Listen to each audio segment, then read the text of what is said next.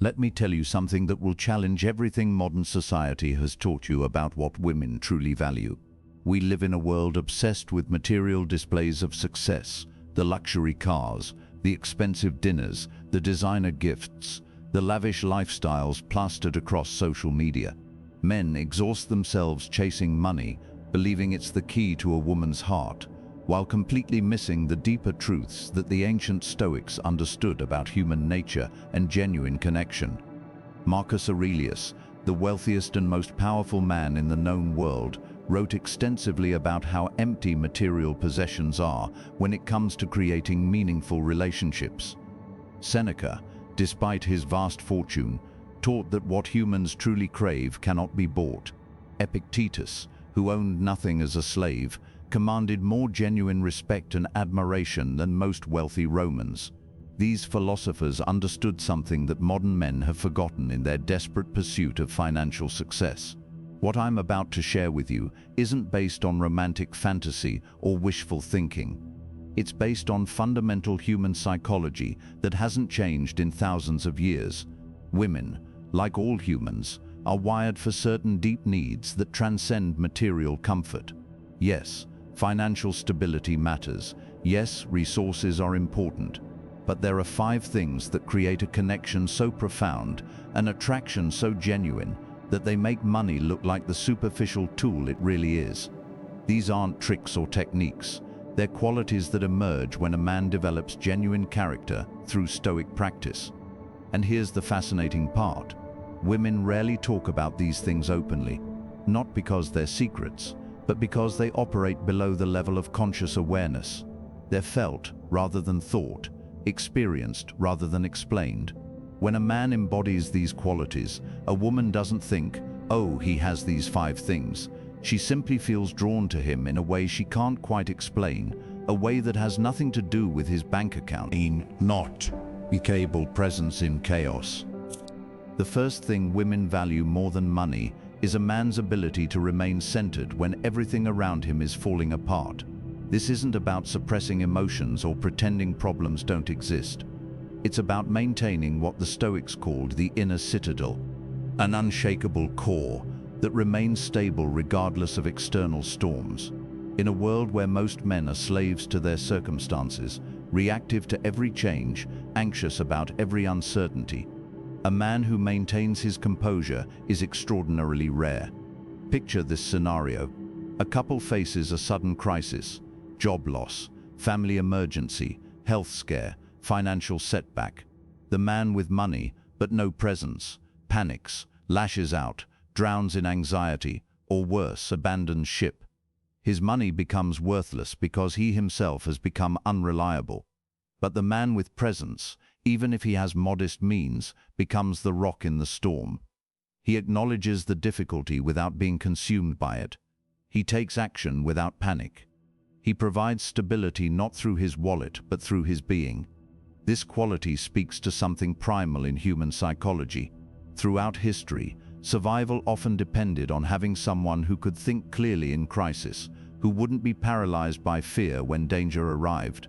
This isn't about outdated gender roles, it's about the deep human need for stability in an unstable world. Women have their own forms of strength, but they universally value a partner who won't crumble under pressure. Marcus Aurelius demonstrated this during the Antonine Plague that devastated Rome. While wealthy citizens fled in panic, throwing money at the problem, he stayed in Rome, calmly managing the crisis, maintaining order through presence rather than power. His meditations during this period show not a man without fear, but a man who had learned to act wisely despite fear. This is the presence that creates deep trust and attraction. But presence isn't just about major crises. It's about the 1,000 small moments when life tests your composure. How do you respond when stuck in traffic, when plans fall through, when she's having a difficult day, when work is stressful, when family creates drama? A man with genuine presence doesn't need perfect conditions to maintain his center. He carries his peace with him, and that peace becomes a gift to everyone around him. Developing this presence requires daily practice of Stoic principles. It means practicing the dichotomy of control, recognizing what you can and cannot influence, and focusing your energy accordingly. It means regular meditation or reflection to build the mental muscle of awareness. It means voluntary exposure to discomfort, to prove to yourself that you can handle adversity. Cold showers, fasting, difficult exercises, these aren't just physical practices, but training for mental resilience. The fascinating thing is that women can sense this quality immediately. It's in how you breathe when stressed, how your voice remains steady during conflict, how your body stays relaxed when others tense up. You can't fake this presence. It either exists from genuine practice or it doesn't. And when it exists, it creates a sense of safety and trust that no amount of money can buy. A wealthy man without presence makes a woman feel like she's on a luxury yacht in a storm with a captain who doesn't know how to sail. A man with presence, even in a modest rowboat, makes her feel like she's with someone who can navigate any waters. Which would you rather be in during a real storm? Be with you authentic confidence, without arrogance. The second quality women value more than wealth is authentic confidence. Not the loud, boastful kind that needs constant validation, but the quiet certainty that comes from knowing yourself deeply and accepting what you find. This is what the Stoics called autarkeia, self-sufficiency of character. It's the difference between needing to prove your worth and simply knowing it. Most men confuse confidence with arrogance, dominance, or aggression. They puff up their chests, boast about achievements, put others down to elevate themselves. This isn't confidence, it's insecurity wearing a costume. Real confidence is quieter, steadier, and paradoxically includes the ability to be vulnerable. It says, I know who I am, including my flaws, and I'm at peace with it. Epictetus, born a slave with a disabled leg, possessed more genuine confidence than most emperors. Why? Because he had done the hard work of understanding what was truly his judgments, his choices, his responses, and had released attachment to everything else. He didn't need external validation because his validation came from living according to his principles. This is magnetic to women because it signals a man who won't crumble if she doesn't constantly prop up his ego. Watch how most men behave in social situations. They're either trying too hard to impress, competing for attention, seeking approval, or they're withdrawn, bitter, judgmental of others' success. Both extremes come from the same insecurity. The confident man participates without performing. He contributes without competing. He can celebrate others' successes without feeling diminished. He can admit mistakes without his identity crumbling. This confidence extends to how he treats her. He doesn't need her to be his entire world because he's complete in himself. Paradoxically, this makes him capable of deeper love because he's choosing to be with her, not using her to fill a void. He doesn't need constant reassurance of her feelings because he's secure in his worth regardless. He doesn't interpret every mood or moment of distance as rejection because his self-worth isn't dependent on her constant validation. But here's what most men miss. Authentic confidence includes the strength to be uncertain, to not know, to be wrong, to ask for help. The insecure man pretends to know everything, can never admit fault, and sees asking for help as weakness. The confident man can say, I don't know, without feeling diminished. He can apologize sincerely when wrong. He can ask for her input without feeling emasculated. This is strength, not weakness. The Stoics practiced negative visualization, imagining loss of everything external, not to create anxiety, but to build confidence in their ability to handle anything.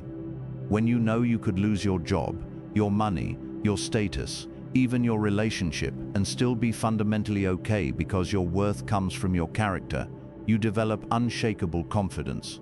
This isn't indifference, it's freedom from desperation. Women sense this quality in subtle ways.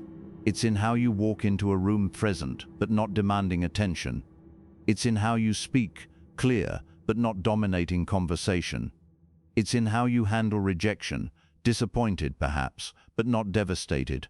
It's in how you pursue goals, determined, but not desperate. It's in how you love fully, but not possessively. 3. Emotional intelligence and depth. The third quality is one that many men have been trained to suppress: emotional intelligence and depth. This doesn't mean being overly emotional or dramatic. It means having the courage to feel deeply, the wisdom to understand those feelings, and the strength to express them appropriately. The Stoics, contrary to popular misunderstanding, weren't emotionless. They were masters of understanding and channeling emotion productively. Marcus Aurelius's private journal, which became Meditations, reveals a man of profound emotional depth. He wrote about grief, fear, anger, love, and longing. But he examined these emotions like a scientist studying nature, understanding their origins, their purposes, and their proper expressions. This emotional intelligence made him not just a better emperor, but a better husband, father, and human being. Most men operate in emotional poverty. They've been taught that real men only feel anger and lust, that vulnerability is weakness, that emotional expression is feminine. So they bottle everything up until it explodes inappropriately, or they numb themselves until they can't feel anything at all. Either extreme makes genuine intimacy impossible. A woman's deepest frustration often isn't that her partner doesn't make enough money. It's that she can't truly connect with him because he won't let her past his emotional armor. She sees glimpses of his depth but can't access it. She knows he feels things but he won't share them. She wants to support him, but he won't let her see where he needs support. The man with emotional intelligence understands that feelings are data, not directives. When he feels anger, he asks, what boundary has been crossed? When he feels fear, he asks, what am I imagining might happen? When he feels sadness, he asks, what have I lost or am losing? He doesn't suppress these feelings or explode with them. He processes them, learns from them, and shares them appropriately. This creates a level of intimacy that money cannot buy. When a man can articulate not just what he thinks, but what he feels, when he can hold space for her emotions without trying to fix or dismiss them, when he can navigate emotional complexity without losing his center, he becomes irreplaceable. She doesn't just know him, she experiences him fully. But emotional intelligence also means understanding her emotional world without taking it personally. When she's upset, anxious, or distant, the emotionally intelligent man doesn't immediately make it about himself. He doesn't panic, attack, or withdraw. He remains curious rather than reactive. He asks questions rather than making assumptions. He provides presence rather than solutions, unless solutions are specifically requested. The Stoics taught that emotions are judgments we make about events, not facts about reality. This understanding allows emotional intelligence to flourish. You can feel jealousy while recognizing it comes from insecurity, not from her behavior. You can feel hurt while understanding it comes from expectation, not from her actions. This awareness allows you to share feelings without blame, to be vulnerable without manipulation. Time is a one-way ticket. Every minute you waste is gone forever. 2. You're not owed anything. The world doesn't care. Earn your place. 3. Comfort is a silent killer. Stay to what the Stoics called living for something greater than personal pleasure or gain. It's the difference between a man who accumulates and a man who contributes, between someone who takes from the world and someone who adds to it. Marcus Aurelius had every luxury available, yet he wrote, "What brings no benefit to the hive brings none to the bee." His purpose wasn't personal glory, but service to Rome and humanity. Epictetus, despite having nothing, dedicated his life to teaching others how to find freedom through philosophy. Their purposes gave their lives meaning that wealth alone never could. Watch most men's goals: make money, get laid, buy things, be comfortable, retire early. These aren't purposes, they're appetites. They're about getting, not giving. They're about comfort, not contribution. A woman might enjoy the benefits of these achievements temporarily, but she won't deeply respect a man whose highest ambition is his own pleasure. A man with purpose has something he would do even if it didn't pay well, something he would sacrifice for, something that gets him up in the morning, beyond obligation or survival. Maybe it's building something meaningful, solving a problem that matters, serving a community, creating art, teaching others, protecting something valuable. The specific purpose matters less than having one. This purpose makes him attractive for several reasons. First, it means he has direction beyond her. She doesn't have to be his purpose, which would be suffocating. Second, it means he has standards and values beyond convenience. He won't compromise his integrity for comfort. Third, it gives him resilience during hardship. When times are tough, his purpose sustains him more than money ever could. But here's what's crucial. The purpose must be genuine, not performed. Many men adopt fake purposes to appear deep or attractive. They claim to care about causes they don't really understand. They pretend to have missions they abandon at the first inconvenience. Women see through this immediately. Real purpose requires real sacrifice, real commitment, real action beyond words. The Stoics taught that we find meaning through service to the common good. This doesn't mean neglecting your own needs, but recognizing that your well-being is connected to the well-being of your community, society, and species. When a man operates from this understanding, his success includes others' success. His achievements lift others up rather than putting them down. A woman with depth wants to be part of something meaningful. When she's with a man who has genuine purpose, she's not just in a relationship, she's part of a mission. She's not just a girlfriend or wife, she's a partner in something that matters. This creates a bond that transcends personal attraction or material comfort. 5. The strength to be vulnerable.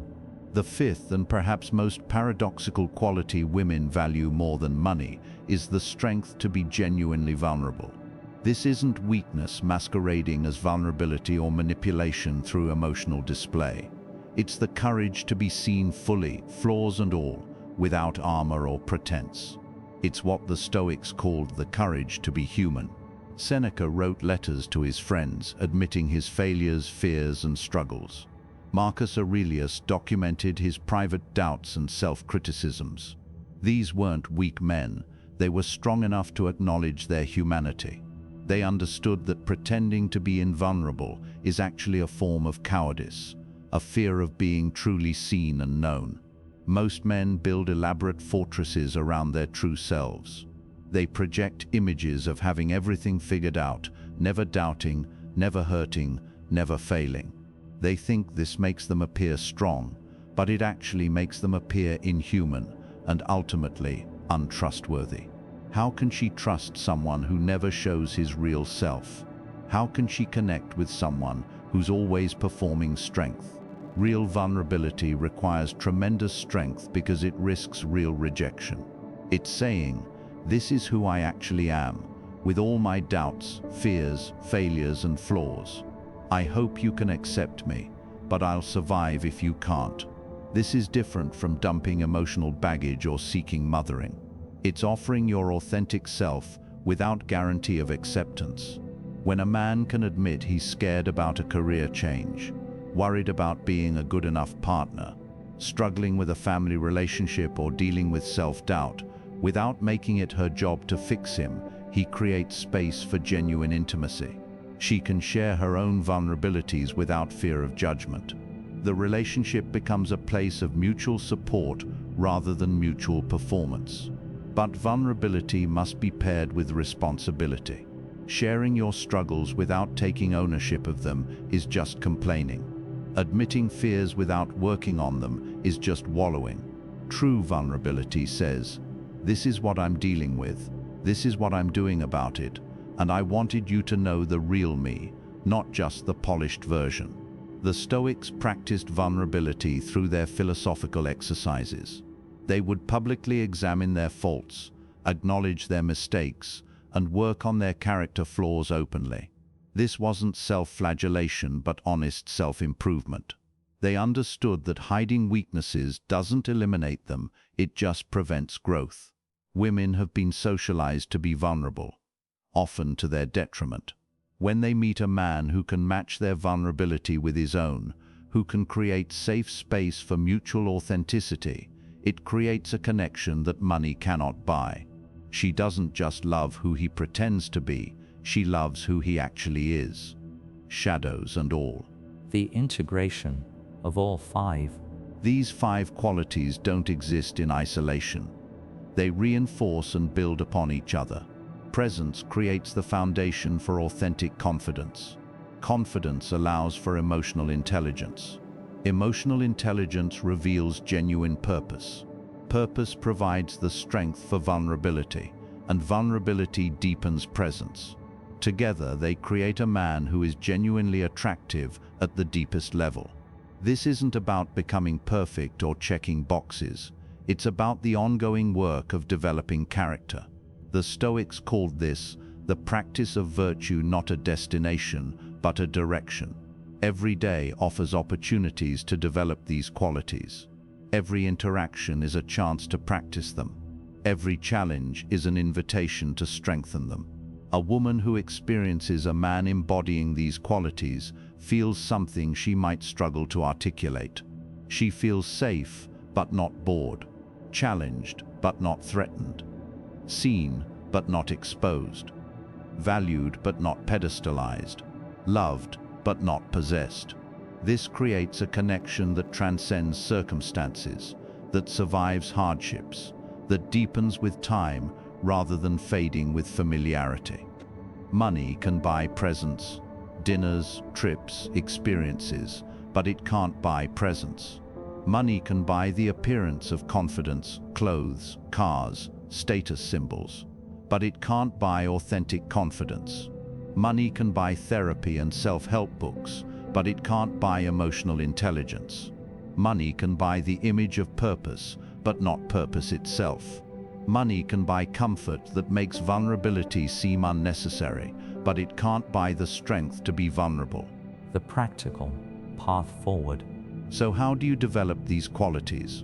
Not through reading about them or understanding them intellectually, but through daily practice and genuine commitment to growth. The Stoics understood that philosophy without action is worthless. Knowledge without application is just sophisticated entertainment. Start with presence. Tomorrow morning when stress arises, pause before reacting. Take 3 deep breaths. Ask yourself, what can I actually control here? Focus only on that. Practice this in small situations before life tests you with big ones. Build authentic confidence by accomplishing difficult things without announcing them. Take cold showers without posting about it. Complete challenging workouts without seeking validation. Achieve goals without immediately sharing them. Learn to validate yourself internally before seeking external validation. Develop emotional intelligence by journaling about your feelings without judgment. When you feel something strongly, write about it. What triggered it? What's it trying to tell you? How can you respond rather than react? Share these insights with someone you trust, starting with small vulnerabilities before deeper ones. Find your purpose by asking yourself what you would do if resources were unlimited and no one was watching. What problems would you solve? What would you create? What would you contribute? Then find small ways to serve that purpose, regardless of your current circumstances. Practice vulnerability by admitting one small imperfection or fear to someone you trust. Not for sympathy or solutions, just for the practice of being seen. Notice how it feels. Notice if the world ends. It won't.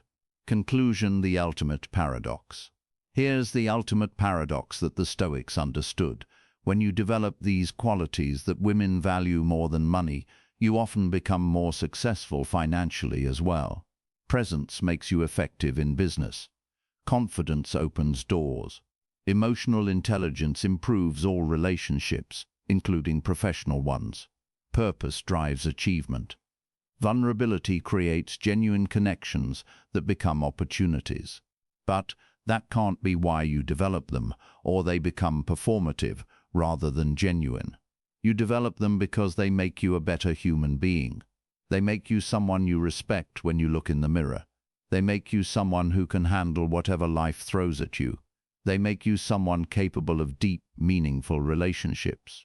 Women secretly love these qualities more than money because they speak to something deeper than material comfort. They speak to the human need for genuine connection, for partnership with someone who is fully alive, fully present, fully human. Money might attract attention, but these qualities create lasting attraction. Money might start relationships, but these qualities sustain them. The choice is yours. You can continue chasing money believing it's the key to attraction, wondering why relationships remain shallow despite your success. Or you can do the harder work of developing character, building these qualities through daily practice, and discovering that what women really want is also what you really need to become a complete human being. The Stoics knew this truth thousands of years ago. It remains true today, hidden beneath the noise of modern materialism. Women may not consciously articulate these desires, but they feel them deeply. When they encounter a man who embodies these qualities, they recognize something rare and valuable. Not a man who can buy them things, but a man who can share genuine humanity with them. Start today. Choose one quality. Practice it privately. Let the